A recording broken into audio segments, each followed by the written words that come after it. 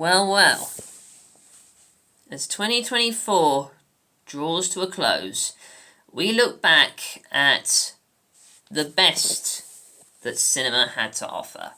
These are my top 10 favourite movies of the year, and I dare say we got some really, really good movies. So to begin, number 10, Black to Black. Bet none of you knew this, but I'm quite the fan of Amy Winehouse, and I say that this film did her justice. Portrayed everything really well. Her songs and her failed marriage, her alcohol addiction. Brilliant.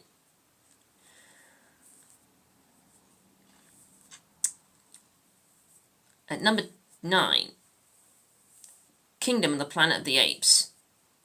The Ape saga continues, and I say that if this is the start of a new trilogy as they're planning, I'd say this is one hell of a brilliant start.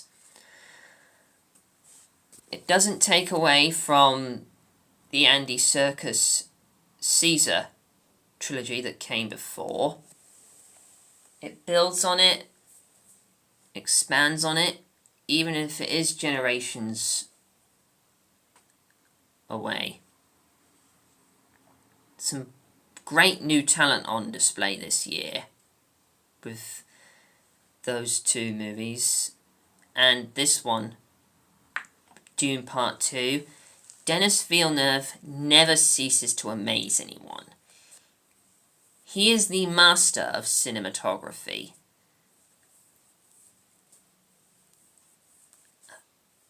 And I absolutely enjoyed this.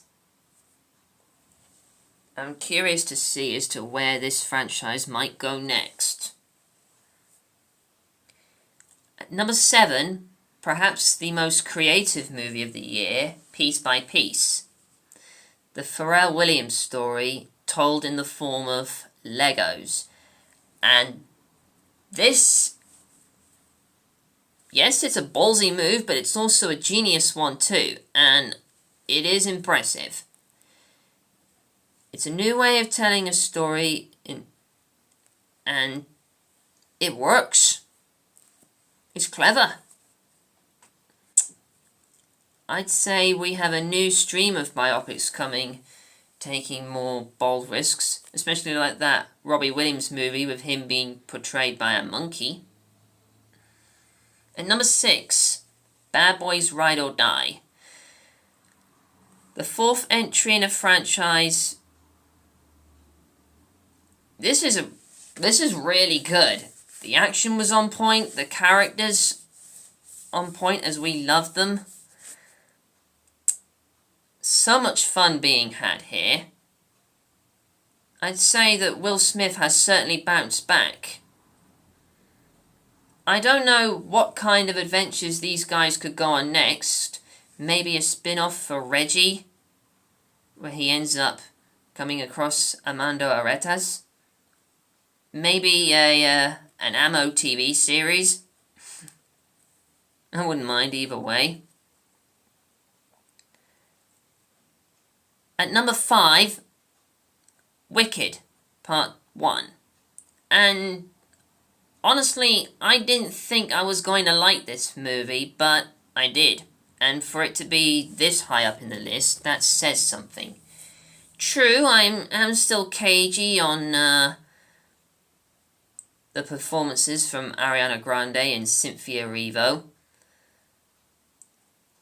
And yes, the earworm from the songs isn't exactly helpful, but hey, there are worse things. I'll be interested to see where this story goes next. Number 4, Gladiator II.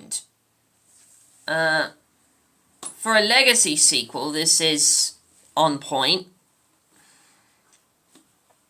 I was always going to watch this for solely Denzel Washington and Pedro Pascal, but going in, I'd say we got something really impressive.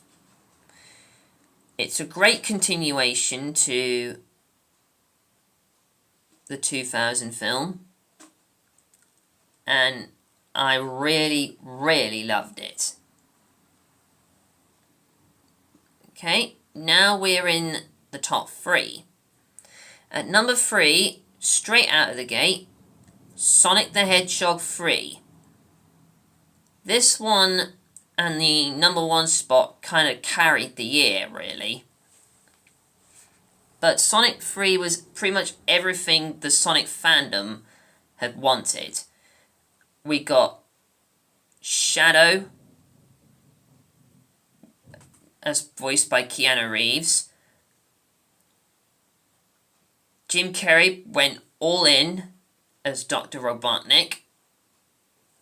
And this felt really conclusive. And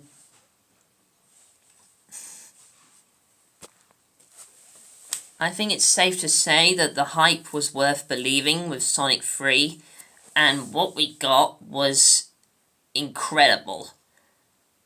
I loved every moment of it. The references, the voice acting, the talent, the effects, Maria Robotnik's story specifically, it is fantastic. I'm curious to see what will happen in number 4.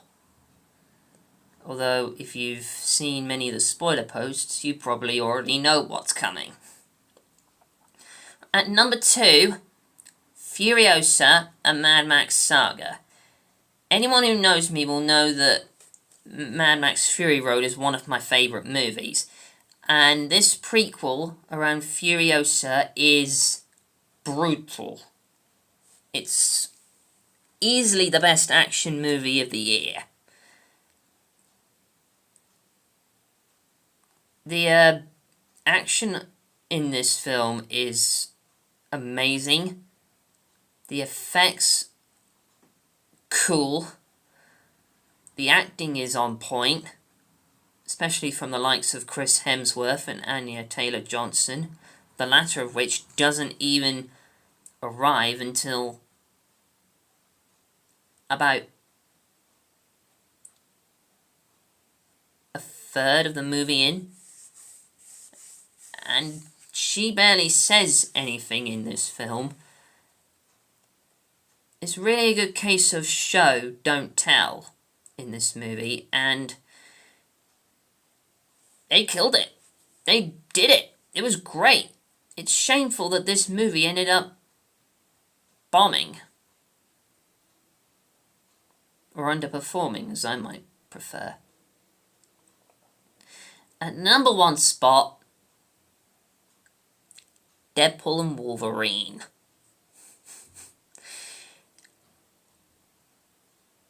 The nostalgic, fan-loving gift package, I'd say. Gosh, this movie was so funny. It was cool, it was brutal, it was funny, it was emotional, it had us cheering, laughing, crying, gasping, everything. This was the movie of the summer. It was exceptional. I loved watching this film. It was fun, emotional, and enriching. There were a lot of honourable mentions I could have had, like Nosferatu, Anora, Cuckoo, Cinderella's Curse, don't judge. Bob Marley, One Love. But I'd say that this was a great year for cinema. I can't wait to see what happens next. So guys, thank you for watching.